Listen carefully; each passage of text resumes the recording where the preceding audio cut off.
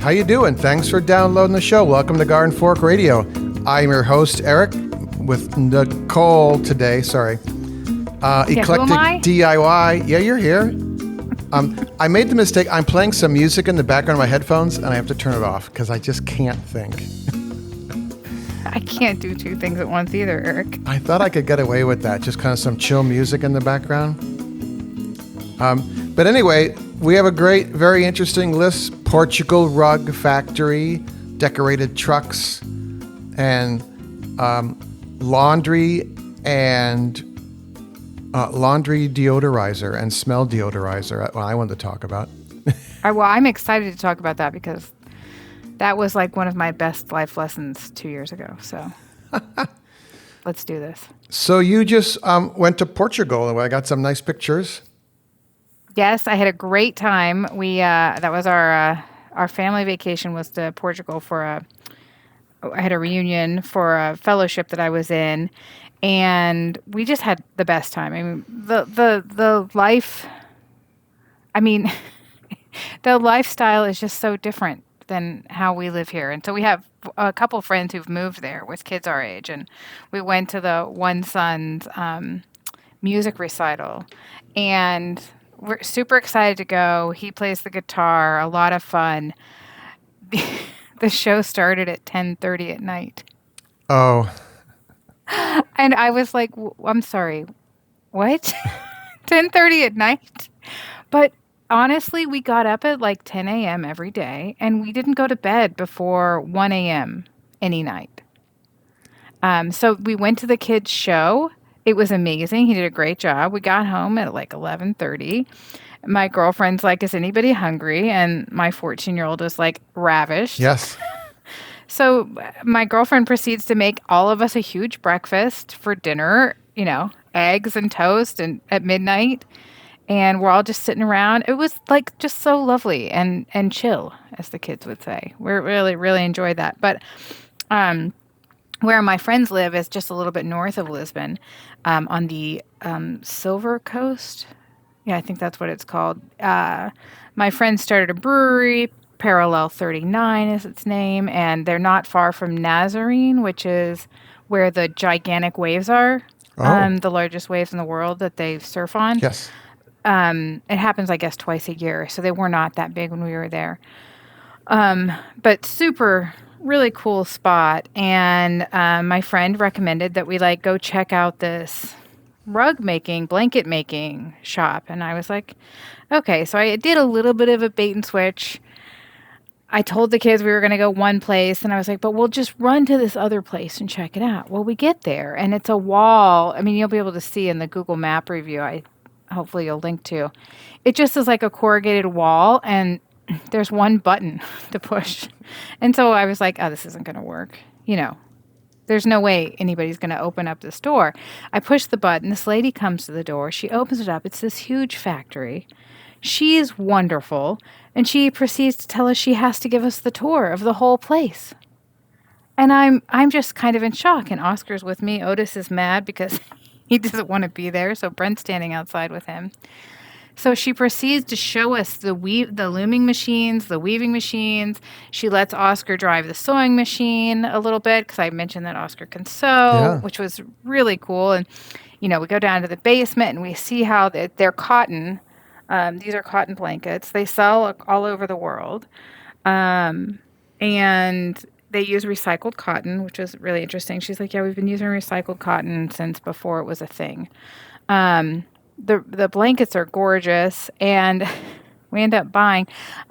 Oscar picked out a blanket, I picked out a blanket, and then we got a table runner. Mm-hmm. And it was, I'm embarrassed. It was 67 euros. I mean, so that's about $80.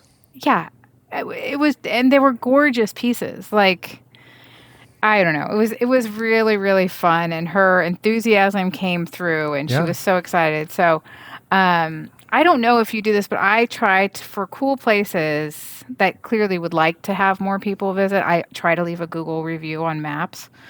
I do that for local businesses here, but yeah. Yeah, exactly. So like I did that for them and I like put the picture up. And years ago we were in Sweden and we stopped at a coffee shop because, we're obsessed with coffee.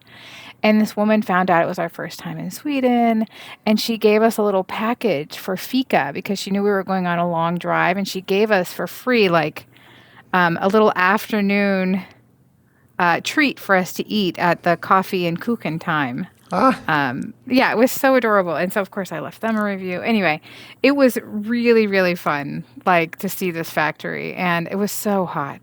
Yeah. And it's so good to have to live without air conditioning for a limited amount of time to remember how much you love it. Yes. Yeah, us Americans are weak. In a lot of Europe and the UK, they don't have air conditioning. I mean, most of the world. Yeah. Well, I was thinking just Western. Yes. And then there's the rest of the world. There's how's that for a Western white guy comment? Well, let me tell you, it was hot, but it was okay. It was good. I thought about the things Grammy used to tell me to do. Get in the shower, don't towel off, just get right into bed. Have the fan blowing on you. Yeah. We have ceiling fans everywhere. It works great. Exactly. So when you are a researcher and planner, but are there some tips, some easy tips to go to Portugal? I mean, the prices are so ridiculously cheap. Like we like to take public transportation when we go places, and the Uber and Bolt was so much cheaper than public transportation that we would end up taking like a €5 Bolt ride. You can go all over Lisbon. They have wonderful food, wonderful people. It's very inexpensive comparatively, compared to the rest of Europe, I would say. Is the Lisbon area a lot of tourists or? There are a fair number of tourists. Of course, it was summer. It was the high time. But I wasn't annoyed. There was a really nice teaching moment where I had given the boys the lecture that like we're representing our country and our culture, and so don't be polite, don't be idiots. Yeah. And we left a restaurant, and Oscar's like, "Well, those people didn't get that lecture from you, Mom." I was like, "Okay, all right. So you see what I'm saying? You literally just saw what I'm telling you."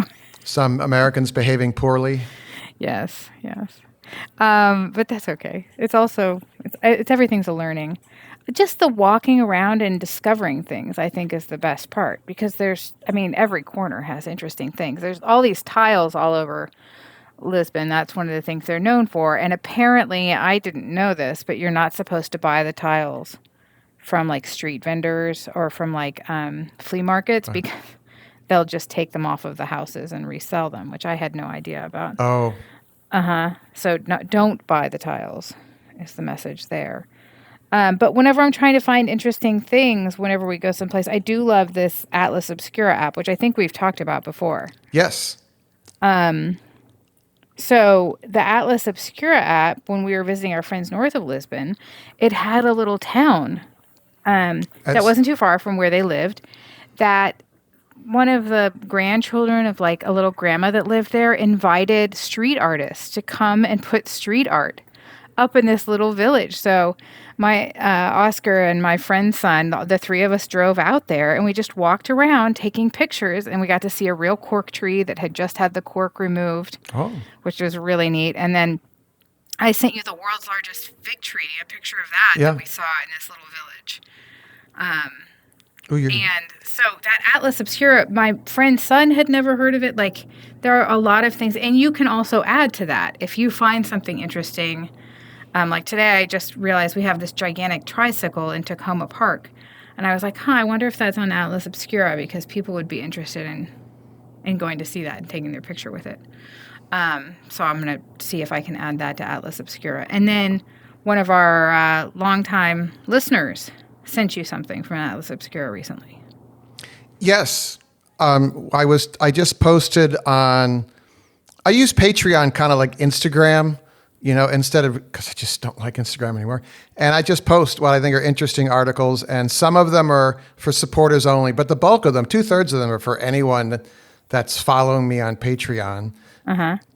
And it was really kind of nice because I talked about the Pakistani mechanics on YouTube in the previous podcast. And then Julia, who's a longtime supporter of Garden Fork, has been on the show a couple of times. She sent me an article from Atlas Obscura about the people that decorate the trucks in Pakistan and the history of it dating back to essentially wagon carts. Oh, interesting. Yeah, it's very cool. I just love the decorations. I mean, some of them are, kind of a nationalist theme. Some of them there's a religious theme to them, but they're just so beautiful compared to what we see here all the time, which is, a large truck trying to push you off the road. Right. My grandfather, so I'm starting this new press called Daredevil Press. And my grandfather was a daredevil. Yes. In the circus in India. And in the picture I have of him jumping his motorcycle is in Lahore in Pakistan. What an interesting family you have. Yeah. Many books. Here we go. Yeah. That one's going to have to be a novel, though, because I don't know enough about that side. But yes. So Atlas Obscura, it has content that the editors have written there, but there's also a ton of what I would call viewer contributions or user-generated content. So you can write about anything and post it there. I'm pretty sure they vet it before it actually posts to make sure it's, there's not some awful hate thing going on there. Some weird thing, yes. It all seems to be useful. And I particularly like the map function because I'm so visual. I want to see where it is on the map of how far away it is. Yep. Yeah. So anyway, that's huge fan there. I will say, I think I talked about this a while ago, but in London, I used it plan to go to London and while we're in London. And one was a cafe in the crypt, and the photo looked really cool. It was like warm lighting and these very low arched ceilings. I can't remember what that kind of tiled ceiling that's called, but they're in the Grand Central, that restaurant in Grand Central as well. And we get there, and it's essentially an IKEA cafeteria in the basement of the church, And the photo, funny. The photo was strategically placed, and I was just like, "Oh, this isn't charming and warm." This isn't what I expected at all. I mean, I guess some people are still fine with that, but I was like, okay, well, the church has got to make money, so. Here we go again. But there are like cool things, like there's like a water fountain coming out of a wall, and you hear about the story of, some guy, installed, some king or whatever 500 years ago installed that for the horses or something. Right, and right. it's still spitting water out, No, I love that kind of, exactly what it says, obscure stuff. There is some app which I have not been able to actually use for historical markers, which is a similar thing. Like, I would like to read all the historic markers. Yeah. I want to know what they say. But you're driving by and you can't stop at all of them. So a map of that would be great. And I also really like little free library maps. Sometimes Google will show you those. Oh, I didn't think of that. There's historical markers in New England. There's quite a few of them actually, because there's so much documented history. So and so came through paddled up this river on their, surveying the Connecticut Massachusetts border. Some arcane. Well, there is like an that. app for that. Is it called Autumn? AUDM. And it also works on that GPS system, so that when you're driving around, it'll tell you about the history of what you're driving through. But it's good, but it's not great. Like, sometimes it's super interesting, the little tidbit it's telling you about, and then sometimes it's like, why are you telling me this? Yeah. That's okay. Whatever. The kids will moan, and I'll be like, this is history. You must listen. But I do like the Atlas Obscura and things like that, because when the camera operator, we do travel like once a year, we establish a home base coffee place, and then we just sit there and go, okay, what do you want to do today? Right.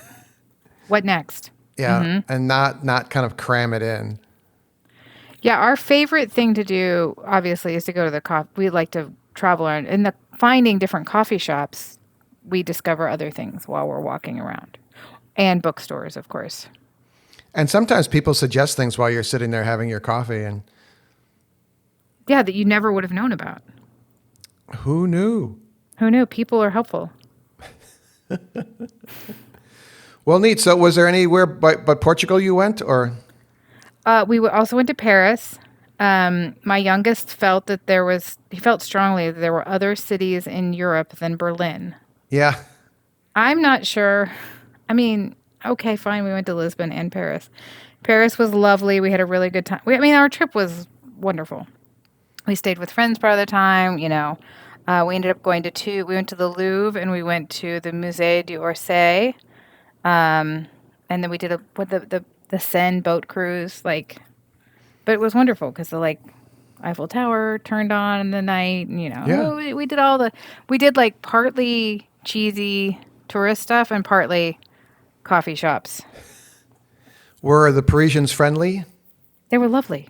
Everybody was absolutely lovely.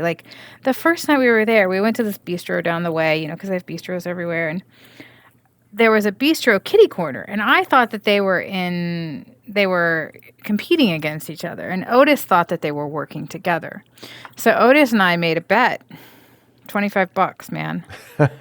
And the guy at the bistro, the manager, came over, he chatted with us, and he went through the economics of how that bistro works. They have 7 employees. He has 3 employees. He only has 1 chef, and they do indeed work together. If they need help, they go over there and vice versa. And he was explaining to Otis about overhead and how even though this bistro is smaller, they made more money because they had lower overhead. It was a whole economics with a French accent lesson. He was so lovely. Now, one thing I didn't realize was you can tip. I'm used to in Portugal, you just pressed a button and you could tip if you wanted to. And in Paris, that button wasn't popping up. So, historically, you haven't tipped in Paris. But then I found out a couple last days, my German girlfriend was like, oh, you just tell them what you want the amount to be. So if your whole meal was 45 euros and you want a tip, you just say, can you make it 47 or 50? Uh-huh. And they'll add that on. So I felt so guilty that we hadn't tipped anybody the whole time. You were a bad American. We were a bad American. So the last night we went back to the first bistro and had dinner our last night there as well. And we tipped them extra. And I'm making up for all of our bad tipping. So they were very thankful. I am a clean freak about hotels because I have a lot of allergies, but also it's one of my things. So I usually leave the equivalent of $5 or something every morning when we leave with a little thank you note so they know it's their tip and I didn't accidentally leave it there. Right. Thanks for cleaning up or whatever. Right. And they greatly appreciate that because at least in America, the more senior housekeepers work later in the week because that's when people are leaving. And most people leave a tip at the end of their stay, not every day of their stay. Oh, that's a really good tip. So I just leave $5 or €5 or whatever and just say, whatever. Thank you, or can we have an extra towel? Right. And they know it. And then they recognize you, because they're somewhere in the hallway. Yes. So yeah, I am the American tipper. That's a good idea to do it every day, though, because we usually kind of just do it the last day and multiply it times however many days. Yeah, because that way they know that they don't have to wait to the end to say, will they tip me? Will they not tip me? You tip them from the get-go, and they're like, oh, I'm going to do a better job here. I'll do it, yeah. The place where we stayed in Lisbon, it was difficult to find a room with 2 double beds, which is our preferred mode. But we found a lovely hotel that had a little pool. It was a small pool, but it was a pool nonetheless upstairs. And they had a queen-size bed with bunk beds. And the boys thought that was great. And it was a really cute hotel. Oh, nice. Yeah, the bunk beds that was a win. I would stay there again. Otis said that he was like, yeah, I could live there. One day, it's a high-trust society, Portugal. And one day, all of the kids from our fellowship, all the children that we've had all got together, and they just went out and explored Lisbon on their own with the 3 kids that actually live in Portugal. Yeah. And Otis said that was amazing. It was his best day. They rode on the trolley and they went everywhere, and they kept sending us these pictures from all these places they were seeing in Lisbon. It was adorable. While we were sitting around drinking coffee with our friends, catching up. Oh, that's perfect. And this fellowship was when were you just out of college? Was that right? And you went to Berlin? No, it was when I was done with law school. It's called the Robert Bosch Foundation Future Leaders Fellowship. And the idea was they would bring 20 Americans to Germany. If you didn't speak German, they would teach you German, and you would work in your area of expertise for the year. So I worked for the German Bundestag, which is Congress, their congressional equivalent. And then I also worked at the Interior Ministry. Wow. And the topic I was interested in was the German Freedom of Information Act. They were the second to last country to finally sign their Freedom of Information Act. They were not excited about it. But I was interested in why it took them so long, what their actual thoughts were about it, and it was great. I mean, it was an amazing program. It was very interesting. Oh, nice. Yeah. Hey, real quick, if you're looking for something you can do to help other people, something that's really easy is to donate blood. Yep, it's Eric asking you to consider donating blood again. redcrossblood.org. You can also check if your local hospital might have its own donor program. I don't like needles at all, but I do this, and it doesn't take much time. You should hydrate, drink a bunch of water the days before you're doing this, and I take a bottle of Gatorade with me. They have juice and snacks and stuff, but I find that the bottle of Gatorade helps greatly. redcrossblood.org, or check with your local hospital, right? Thank you. Should we talk about enzymatic deodorizers now? Absolutely. I've been waiting for this topic. Eric sent me pictures of his favorite enzymatic deodorizers. Okay, so I'm interested. Now, we do use some enzymatic deodorizers, but we use ours not for animals, but for exercise clothes. Yes. So I think we use the same. You're Active. You sent me 2. One was Pet Laundry Detergent Odor Remover Active. And we use that same brand for exercise, for sweat. Right. There's one that is crafted, I guess, for use in the laundry. And then there's one that is a general enzymatic cleaner. What I like about both of them is they are a powder, which is actually kind of rare in the enzymatic cleaners. It's not bleach. It's not, sodium hypochlorite, which kills all viruses. They're active enzymes, which we need a chemist here to explain this. Yeah, where is that person? It's very good at deodorizing smells. For me, it's wet Labrador odor.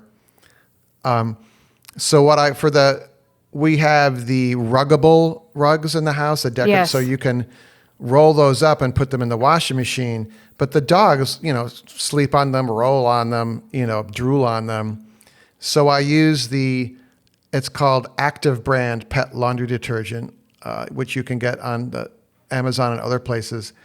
But it's a powder, and you put a scoop in your washing machine, and then you put that rug in there, and you run it. Now, do you have an extra large washer? Like, I've wondered about the ruggables. That I am worried that you have to have a gigantic washing machine. If you have a really big rug, our rugs are, I would say, 6x9. Okay. Is the biggest one we have. And then we have some hallway rugs, runners or whatever they're called. And I don't like carpet. Wall-to-wall carpet I can't stand. And do they get clean? Like how? Yeah, well, it takes the smell out. And you do it on warm or cold. You don't run it on hot because the enzymes don't like hot water, I guess. Oh, really? And then for my Subaru, I've had a lot of mouse problems with that. And I I looked for enzymatic cleaners, for cars. And much like the laundry detergents, everything was in a bottle, a gallon bottle of liquid. And I'm like, okay, that's the carbon footprint of shipping that bottle across the U.S., It's insane. is nuts. And I'm like, don't they make a powder one? So there are very few powdered ones, but I found one, which is the name is Nature's Pure Edge Odor Eliminator. These will be in the show notes. But this one $24 powder makes 86 gallons, and it's used for kennel or pet odor elimination, it says. But I used it to get the mouse and poop smell out of the car because it was kind of in the upholstery. Yes. And also it was in the air conditioning and heating ducts of the car because the mice had gotten in there. And I sprayed it in. I just soaked the heck out of it because I figured, okay, that those smells are going to be in the bottom of the vent tube. So I just stuck the sprayer in the little vent, in the dashboard. Mm-hmm. And I had to do it several times, but it was amazing how the enzymatic cleaner got rid of that smell. And normally I'd want to send bleach, spray it all with bleach, but the bleach doesn't always work. Well, because there is usually like a little bit of sponge in the back of the vent. Yep. So that makes sense that like the spraying it, of course, maybe the mice had eaten that. But along those lines of this, how much the liquid cost for our trip, a friend of mine gave me the laundry sheets, laundry detergent sheets. Mm-hmm. Now, she doesn't think they're great for every day. Right. But for the travel, they were absolutely excellent. That's brilliant. And my tip, because we didn't have, I don't have any animals. I just have children. Our towels are smelling funky. And even though I've tried to segregate into children's towels and adult towels, the children think they have a right to use the adult towels and then leave them on their floor. But after like a whole year of testing, what I came down to get the funky smell out of ours is I use the sanitary cycle and I use the OxyClean and detergent in one load. There you go. And that will, but is the OxyClean an enzyme too? No, that is a peroxide-based cleaner. Sound like a chemist here, but I'm not. But the sanitary cycle is at a higher temperature, right? Yes. I think that's what so you don't need. want to do it with the rug. So that makes sense that if you can't do the rug on. Well, I guess you could. Is the rug polyester? I'm pretty sure it's fake. Yeah. Yeah. Okay. So theoretically, then you could do it on hot. Man, I'm very sensitive to smells. It sounds like you are too. Yeah. There was a time in the early 90s of New York where everyone wore patchouli oil. Oh, geez. Really. Oh, boy. It was so bad. So bad. Yeah. That was a thing. I think that those are all of our topics. We don't have anything else interesting to say. Well, we're going to save something for the after show, and that is setting boundaries with people that you don't necessarily want to be friends with, but you have to deal with. That's a deep subject, isn't it? I know, right? You should sign up for that. If you want to look at decorated garbage trucks, you can type in, or decorated trucks, you can use the Atlas Obscure link that's going to be in here, or just type in Pakistani trucks and the Atlas Obscura website. But also, New York City's commercial garbage trucks many of them are festooned with LED lights. They look like moving Christmas ornaments because they work at night mainly. And I think they want to be seen, but they also just kind of like, hey, look at my truck, Well, DC had a whole program where they let artists paint the trucks. And so each of our trucks has a different paint style, which is really cool. Yeah, the city had for residential sanitation pickup, they did have a program like that. This is the commercial guys, which is unregulated. Okay. Anyway, it has a history of criminal activity. Just say. Oh, all right. New topic. All right. So gardenfork87 is my email address if you have some thoughts about this or any other topic you want us to talk about. And Nicole and I are going to stick around. But thanks for downloading and listening. It's always great to hear from you guys. Thank you, Nicole. Yeah, we love feedback. Okay, Yay. talk to you soon. Bye. Garden Fork Radio is produced by Garden Fork Media LLC in Brooklyn, New York. The music in the show is licensed from audioblocks.com and uniquetracks.com.